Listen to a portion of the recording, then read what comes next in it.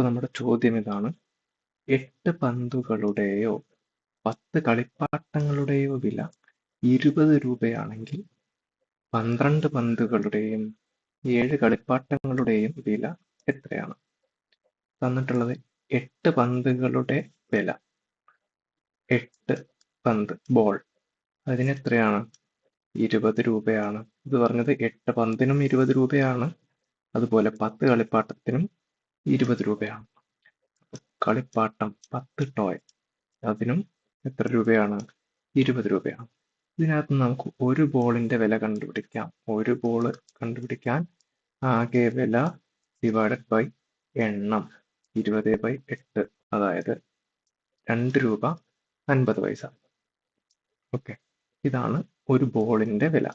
ഇനി നമുക്ക് ഒരു ടോയുടെ വില കണ്ടുപിടിക്കാൻ 20/10 എണ്ണം, 20/10 ചെയ്താൽ 2 ആണ് ഒരു ടോയുടെ വില. അപ്പോൾ ഒരു ബോളിന് 2.5 രൂപ, ഒരു ടോയ്ക്ക് 2 രൂപ. ഇനി നമ്മളോട് ചോദിച്ചത് 12 പന്തുകളുടെയും യും എന്ന് പറഞ്ഞാൽ ഇത് രണ്ടും കൂടെ കൂട്ടണം, 7 കളിപ്പാട്ടങ്ങളുടെയും വില എത്രയാണ്? അപ്പൊ നമുക്ക് 12